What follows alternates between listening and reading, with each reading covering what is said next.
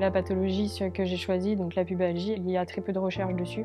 Il y a de plus en plus de sportifs qui ont cette pathologie. Après, on va beaucoup retrouver sur les diagnostics, les traitements, mais même au niveau des définitions, ils ne sont pas tous d'accord, donc on se perd un peu et donc ce serait bien d'avoir plus de recherches dessus.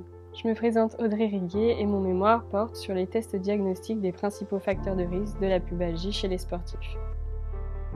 La pubalgie, elle est définie comme une douleur au niveau du carrefour entre l'abdomen et le pelvis, causée par une surcharge.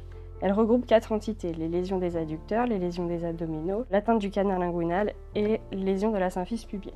On la retrouve souvent associée à des sports qui comportent des coups de pied, des dissociations de ceinture, source de contraintes en torsion, des accélérations et des décélérations rapides et des changements de direction, source de contraintes en cisaillement au niveau de la symphyse. La répétition du geste, des déséquilibres musculaires ainsi que le mécanisme d'overstretching peuvent être responsables de cette pathologie. J'ai choisi le thème de la pubalgie parce que déjà dans ma famille, mes frères sont des sportifs et ils ont été touchés par la pubalgie. Il y en a un qui s'est fait opérer à cause de ça et il y en a un autre qui continue le sport mais qui a été traité par kiné. Et aussi quand j'ai fait mes stages en club sportif et j'ai remarqué qu'il y avait beaucoup de sportifs dans ce club qui ont développé des pubalgies. Et donc, petit à petit, en fait, je me suis intéressée à cette pathologie et voilà, j'ai fait un mémoire dessus. Moi, je ne travaille pas vraiment sur le diagnostic de la pubalgie, mais plutôt sur le diagnostic des facteurs de risque qui peuvent prédire la pubalgie. Il y a des tests qu'on peut utiliser en cabinet libéraux avec des appareils qui sont simples. Et il y a des tests qui ne peuvent être utilisés qu'en club, comme la machine isocinétique qui coûte très très cher. Et donc en fait, ce que j'ai fait, c'est que j'ai fait un peu une liste de ces tests qui peuvent être réalisés en cabinet libéral et en club. Donc comme exemple de test, on peut retrouver la mesure de la rotation totale de hanche, la mesure de l'antéversion du bassin, la mesure de la force isométrique des adducteurs et la mesure du diamètre du fémur.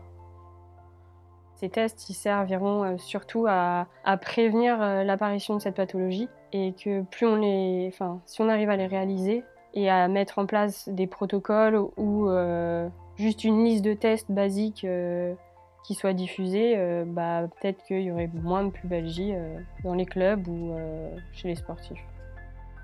C'est plutôt bien qu'elle ait abordé la question du sportif, la pubalgie chez le sportif. Pour la profession, on a des kinés qui ne sont pas forcément formés à la prise en charge du sportif. C'est une blessure très récurrente qui impacte directement la performance de ceux-ci, que ce soit le sportif de haut niveau ou le sportif du club d'une division autre. C'est vrai que ça donne un certain savoir sur la pubalgie et il est toujours difficile pour les personnes qui n'ont pas été formées d'avoir un consensus sur les tests diagnostiques existants en tout cas. Le fait qu'Audrey ait présenté cette soutenance, en tout cas qu'elle ait fourni ce travail, pourra l'aider dans son avenir professionnel. Mes travaux de recherche, ils ont un impact sur ma future pratique parce que en fait, ça m'a permis aussi de voir comment on fait de la recherche. Donc si jamais j'ai une autre pathologie ou je veux me relancer dans la recherche, maintenant je saurai comment faire.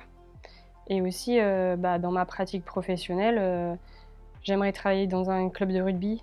Donc ça pourrait m'aider à soigner les joueurs.